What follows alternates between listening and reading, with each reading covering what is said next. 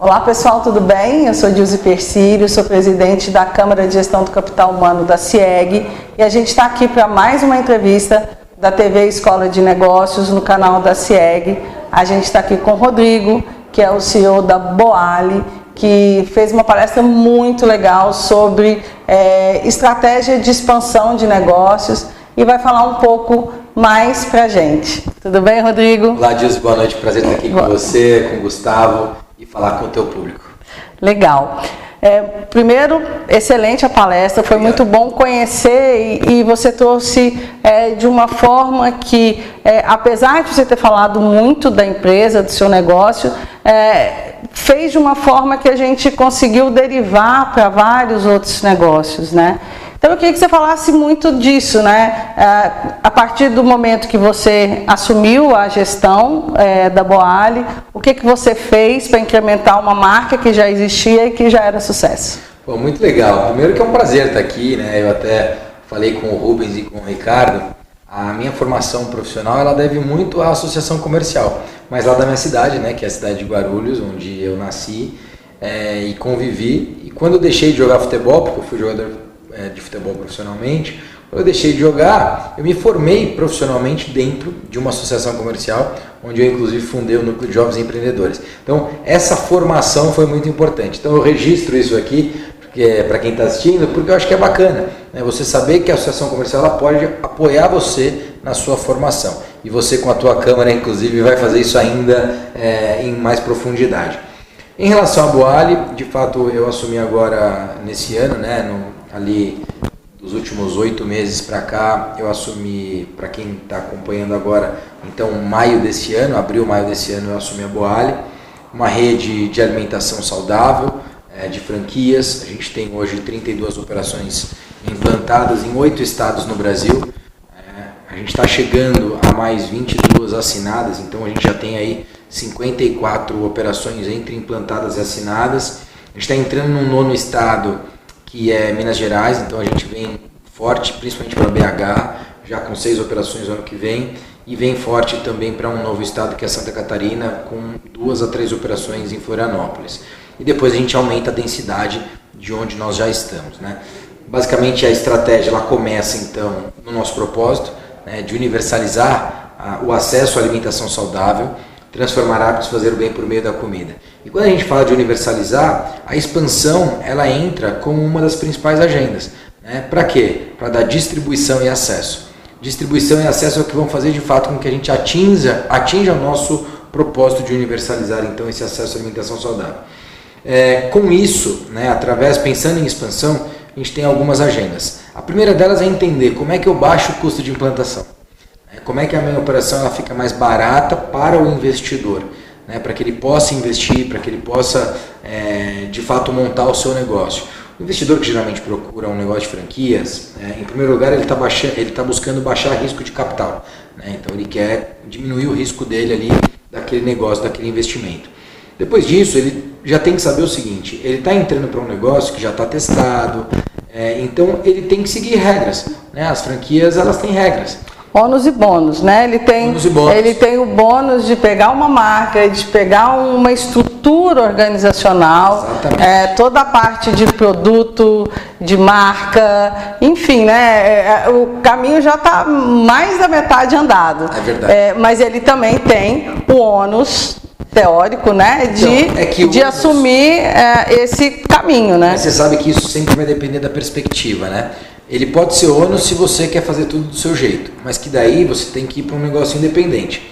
Mas ele se torna um bônus quando você de fato busca um negócio de franquia, porque você já quer um negócio comprovado. E aí a gente tem 3 grandes pilares aqui: marca, supply, então toda a cadeia de fornecedor é algo muito importante. Com a gente você vai ter um negócio do food service, onde você trabalha com 2 fornecedores. Né? Um deles é o nosso centro de distribuição e outro é o teu fornecedor regional de hortifruti. Imagina o que é um negócio de food service emitindo só 2 notas fiscais por semana. É maravilhoso e a gente tem isso como um grande ativo. E terceiro lugar é o nosso treinamento, né? De fato esses processos muito bem colocados e a padronização, né? Porque esse crescimento, é o que eu falo, o crescimento da rede fortalece a rede. Então, a padronização desse crescimento é muito importante. Então a gente tem esse foco de expansão Com isso a gente aumentou a diversidade do modelo de negócio. Então a gente tinha um modelo de negócio onde você tinha um CAPEX aí de R$550 mil. Hoje a gente chega a ter modelo de negócio que você tem um CAPEX de R$185 mil. Até o delivery, que é um CAPEX aí, um custo de implantação de R$90 a R$100 mil. Então a gente diversificou modelos de negócio. E depois, o que foi mais novo, né, foi de fato o lançamento do nosso conceito de hub urbano. Acho que é algo que vem, como você viu no vídeo, né, algo que vem para ser disruptivo no food service. Depois, se você puder, eu compartilho com você o vídeo para mostrar para o pessoal. Ah, com certeza. Mas que vem para ser disruptivo no food service, né, onde a gente teve de fato a ideia de, a partir da loja física que nós temos hoje, criar outros canais também físicos, onde a Boali pode atender o consumidor, né, e ao mesmo tempo aumentar a capacidade da Boali de atender em canais digitais. Por isso que a gente vem com o nosso app, com o nosso clube Fidelidade, que é o Clube Boali. Por isso que a gente vem com o Boali com você, que vai ser o nosso clube de assinatura. Então, tudo isso junto forma o conceito de hub urbano. E aí eu não tenho dúvida, né? Com o conceito de hub, a gente atinge 3 grandes indicadores. O primeiro é recorrência. Eu vou aumentar a recorrência do mesmo cliente comprando na Boali. O segundo é o indicador de número de clientes atendidos. Muito provavelmente o cliente que passa a ser meu cliente em um canal como um micromarket, talvez ele nunca tenha ido na loja convencional no shopping ou na rua, né? Mas ele teve ali o primeiro contato no micromarket, gostou, e isso fez com que ele fosse até a operação principal. Então a gente vai ter um número de clientes maior sendo atendidos. E o número de produtos, né? O que de fato a gente quer é todos os dias você consumir algum produto Boali. E isso, sem dúvida, vai acontecer quando a gente aumenta a distribuição a partir do hub. Bom, isso aí tudo, né, perfeito, mas estamos falando do lado A. Agora vamos entender as pedrinhas que existiram e existem no meio desse caminho. Uma é, você juntando todas as franquias, todas as lojas, são em média quantos colaboradores? 300, eu falarei. E como você faz? Porque a marca, ok, tem o manual da marca, os processos têm os manuais, tem as receitas, as formas de fazer e etc. E pessoas, você falou na palestra, e isso eu quero trazer, a questão dessa transformação cultural. Não é puxando sardinha para o lado do Rodrigo, mas eu estava do lado da franqueada daqui de Goiânia e ela falou, nossa, mudou muito, ela cochichou, mudou muito depois que ele entrou. E aí eu quero saber o que foi esse mudou muito, o que foi essa transformação. Eu acho que, em primeiro lugar, a gente tem os valores de gestão muito claros, né? Então, quando você pensa em Boali, a gente tem o B de bold, de ousadia, a gente, de fato, é uma empresa ousada, né? O O de objective, então uma empresa muito objetiva, uma empresa que, cara, qual é o problema? Vamos parar, vamos resolver o problema e aí a gente segue, né? Uma empresa ágil, que tem a ver com essa objetividade. Uma empresa leal, né? Então leal ao nosso propósito, leal aos nossos colaboradores, leal ao time, né? Isso inclusive faz parte da nossa cultura, né? A gente prioriza o time sempre no lugar do indivíduo. Então ninguém é mais importante do que o time, não importa quem seja, né? Não importa o que você faça, você não é mais importante do que o time. E depois a gente tem uma empresa bastante inovadora e tudo isso está na nossa cultura. Então, por exemplo, transparência. Transparência é algo que está no nosso dia a dia. E para você criar uma cultura nesse formato, eu falei, por exemplo, de disciplina, né? Então, toda segunda-feira a gente tem uma reunião geral às 14 horas. 14 horas começa a reunião. Se você não chegou até as 14, você não vai participar da reunião, né? Às 19 horas tem live com franqueados, né? Essa minha reunião geral está na 35ª edição. A live com franqueados está na 25ª edição. Toda semana tem. 19 horas começa. 19 horas começa. 19 horas eu já estou lá. Então, assim, eu geralmente entro 3 minutos antes, no mínimo 2 minutos antes, né? Por quê? Porque eu estou lá pronto do jeito que eu combinei com você. E quando você começa a cumprir esse tipo de regra e ter essa disciplina, as pessoas começam a fazer da mesma forma. E quando isso se transforma na cultura da companhia, aquilo começa a descer. Então, assim, a gente consegue fazer isso com o time da franqueadora, depois a gente consegue fazer isso com o time de franqueados. O time da franqueadora começa a levar isso tanto para fornecedor, não chega, se marcar reunião às 2, chega às 2, marcou às 10, chega às 10, porque às 10h05 ele não vai fazer reunião com você. E assim, mas a gente mora em São Paulo, tem trânsito, não tem problema, também tem trânsito para mim. Entendeu? Então o seu tempo não pode ser mais valioso do que o meu, a gente precisa respeitar isso. Então esse respeito, tudo isso começa a fazer parte da cultura. E o que eu sugeri é o seguinte: para você transformar a cultura para o todo, para a cadeia inteira, você precisa, na verdade, começar transformando algum hábito, né? Então, quando você cria esse tipo de hábito e transforma esse hábito no outro, e ele começa a criar o mesmo hábito que você aqui, dá um gatilho, na disciplina, na pontualidade, isso vira comportamento. O comportamento vira cultura.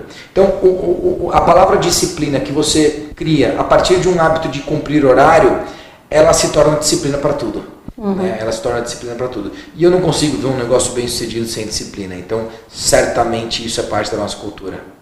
E como é? Porque é uma relação muito delicada com o franqueado, porque ele é dono, mas ele tem que seguir o franqueador. Como que você faz esse processo de escolhas? Porque eu imagino que quanto mais a marca fica forte, mais pessoas interessadas surgem, e aí você tem que... Como é que você faz isso? E já completando uma outra, que você falou de um termo do recrutamento inbound. Inbound recruiting. Inbound recruiting. Eu queria também que você falasse disso, que eu achei bastante interessante. Tá bom, vou começar pelo primeiro, que eu acho que é o seguinte. Primeiro, que quando eu cheguei na companhia, então, ali entre março, abril, e aí eu assumi a companhia entre abril e maio, e quando eu falo cheguei, foi que de fato eu comecei a discutir a minha vinda para o operacional. Eu já era sócio da companhia, eu aumentei a minha participação, mas de fato vim para o operacional e assumi a gestão da companhia. Quando eu comecei a de fato discutir isso, a gente tinha uma geração de leads entre 20 e 30 leads por mês para franqueados, por exemplo. Hoje a gente gera 200. Tá? Então, assim, imagina o volume de franqueados ali, de interessados, de candidatos. Né? Agora, a gente tem um filtro, né, que vem em uma consultoria. Eu costumo dizer o seguinte: você não tem formato pronto. Então, não sei se você lembra, mas hoje na palestra eu falei o seguinte: para o franqueado de shopping, ele não precisa ser gerador de tráfego. Por quê? Porque o shopping já está lá para gerar esse tráfego. Em contrapartida, o franqueado de rua, é importante que ele seja um cara com um skill mais vencedor. Virador. Um skill mais virador, mais comerciante, mais vendedor. Os dois são vencedores, mas um vai estar mais no back da operação, vai estar mais ali cuidando da DRE, do fluxo de caixa, de manter os funcionários ali legal. O outro vai estar mais pensando em, poxa, vou desenvolver parceria, vendas e tal. Né? E aí você tem ainda um outro franqueado que vai fazer um pouco das duas, mas ele vai ser bom mesmo, por exemplo, em liderança. Ele vai ter a empatia do time. Né? E então o que eu quero te dizer você não tem um padrão único. Você tem padrões, né, onde você vai olhar para a principal característica daquele franqueado e vai entender onde ele vai se encaixar. Agora, tem coisas que a gente não abre mão. Então, por exemplo, o franqueado que chega para mim e fala assim: mas é o seguinte, eu não quero trabalhar na operação. Só não tem problema se você tiver um sócio que é o operador. Se tiver um sócio que é o operador, legal, dá para fazer isso também. Mas ele tem que ser sócio e ele vai ter que operar. Então a gente precisa ter um responsável na operação. Isso é o número 1. Número 2, o franqueado que tem um background executivo, e eu citei hoje gerente de banco, gerente industrial, e ele é acostumado na vida dele, e ele está bem com isso. Porque tem gente que não está bem com isso, mas ele gosta de ter processos para seguir. Esse cara é um bom franqueado. Então, quando você pega um cara que, poxa, não tem padronização, não tem cadência em nada do que faz, esse cara não vai ser um bom franqueado. Porque ele vai entrar, ele vai ser um caos para a gente. Ele vai criar problema, ele vai ser gerador de problema. O que a gente precisa? A gente precisa de alguém que de fato queira seguir as regras, que goste da marca, que tenha aderência. E aí tem uma terceira característica que se ele não acreditar no que a gente está fazendo, daí não vai funcionar. Então, eu vou te dar um exemplo. Um franqueado foi fazer o que a gente chama de test drive, que é passar um dia na operação, tem que fazer salada, tem que fazer tudo. E na hora do almoço ele foi almoçar num outro restaurante. Nenhuma possibilidade desse cara ser franqueado. Então, no mesmo dia ele já, olha, você não vai ser franqueado. Mas por quê? Porque você não almoçou na Boali. Pô, mas só por isso? Não é só por isso. É tudo por isso. Isso é tudo. Se você não está ali interessado em, cara, se engajar com a marca, você não tem nenhum perfil para ser nosso franqueado. Então, isso com certeza vai para a seleção. E a gente faz ali algumas entrevistas, né? Até chegar em mim, ele passou ali por uma sabatina importante de agendas, até que a gente pode passar ali praticamente um dia junto. Então, antes dele se tornar franqueado, pelo menos durante um dia ali, 10 horas ele passou comigo para a gente aprovar. Muito bacana. O Rodrigo comentou que ficou 2 anos no Vale do Silício. E o que você trouxe de lá, né, desse seu projeto, conectado com o negócio? Porque quando a gente ainda tem muito aquela ideia de que para ser startup, para ser inovadora, para ser diferente, tem que ser tecnológico, tem que ser um app, tem que... como que você pensou e conectou aí essas pontas da inovação com o tradicionalzão do varejo, da franquia? Na verdade, eu não tenho no meu background nenhuma experiência operacional no varejo, no food service e no franchising. Eu tenho muito contato desde sempre com o varejo, com a Associação Brasileira de Franchising, com o food service, por conta da minha profissão de apresentador. Eu cobria muito esse tipo de evento. Então, NRF, que é a maior feira do varejo mundial, eu já fui 6 vezes. NRA, que é a principal feira do food service nos Estados Unidos, eu já fui 2 vezes. Então, assim, eu conheço esse mercado, mas eu nunca atuei operacionalmente nele.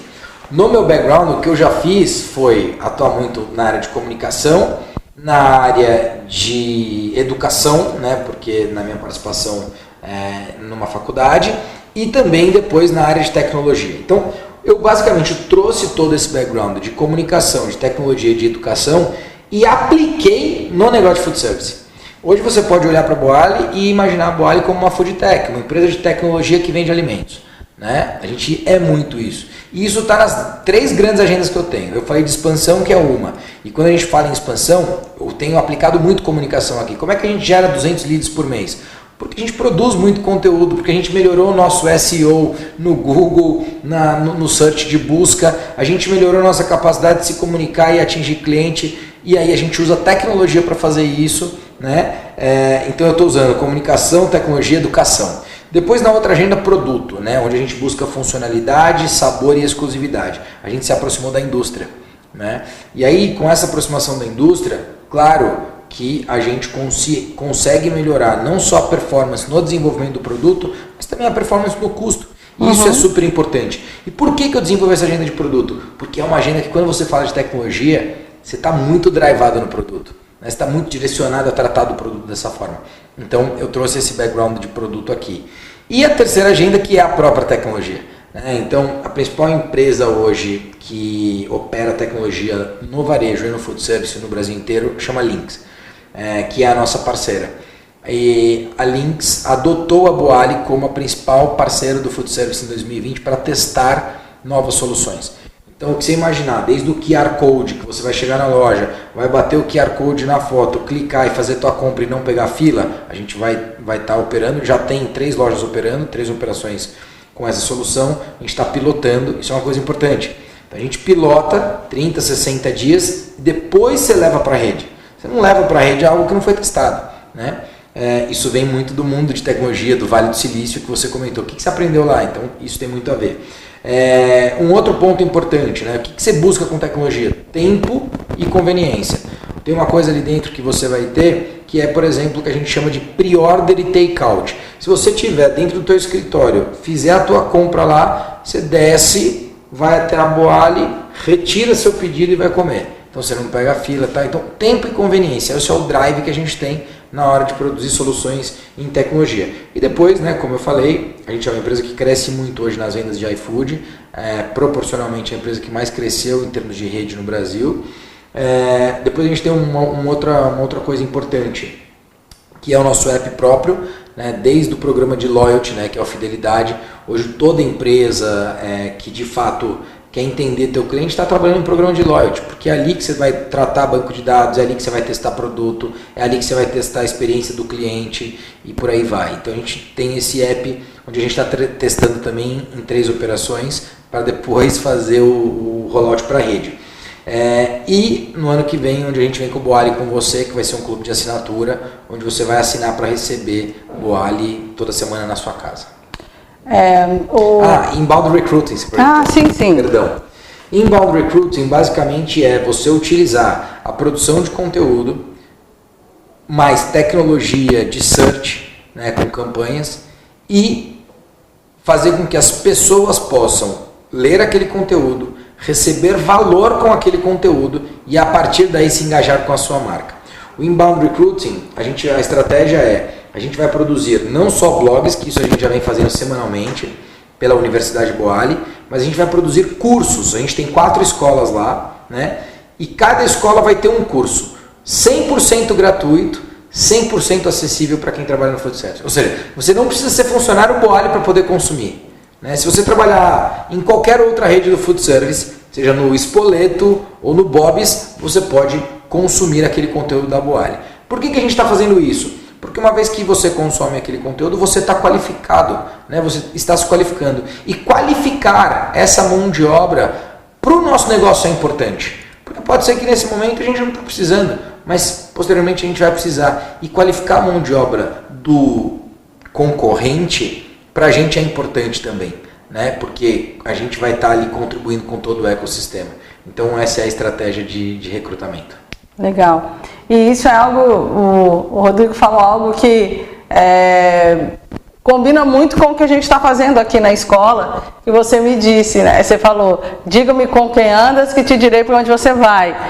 A sua estratégia, a sua ideia de estar com pessoas que iriam te agregar e você foi para o programa de TV e aí ele me desmascarou, porque a ideia da escola de negócios é exatamente essa, porque a escola, eu digo que a escola é o local de histórias e de encontros, porque é assim que a gente cresce. E você trouxe muito isso, que é muito claro na cultura startuper, que é essa questão do compartilhar. Então, várias vezes ali, uma empresa que poderia ser só concorrente, já virou parceira, já trocou figurinha, levar para esses momentos de inovação e de experiência o teoricamente concorrente. Então, eu acho que esse reflete aí realmente essa questão da universalidade que você busca, e eu fico muito feliz de ter empresários assim, de poder trazer para a nossa casa, que é a casa dos empresários aqui de Goiás, e poder compartilhar. Eu agradeço muitíssimo a sua disponibilidade de estar aqui conosco. Estou muito feliz de estar aqui, obrigado mais uma vez pelo convite. Eu quero dizer que é a minha primeira vez em Goiânia. Eu nunca estive em Goiânia, essa é a primeira vez, hoje que eu conheci a operação. Eu conhecia já todas as outras operações da rede, essa foi a última operação para conhecer. Daqui para frente, obviamente, eu vou em todas que implantar. E eu estou muito feliz de estar aqui e quero dizer o seguinte, eu me impressionei muito com o que eu vi aqui e eu quero poder em 2020, pelo menos, crescer mais 2 operações. Então eu quero fazer com que Goiânia tenha pelo menos 3 operações da Boali em 2020. Que bom, com certeza vai ter. Obrigado. Muito obrigada, querido. Obrigado. Foi um prazer estar com você. O prazer é meu. Gente, mais uma excelente entrevista. Agradeço muito a vocês que estão aqui. Um grande abraço e até a próxima. Tchau, pessoal. Show, obrigado.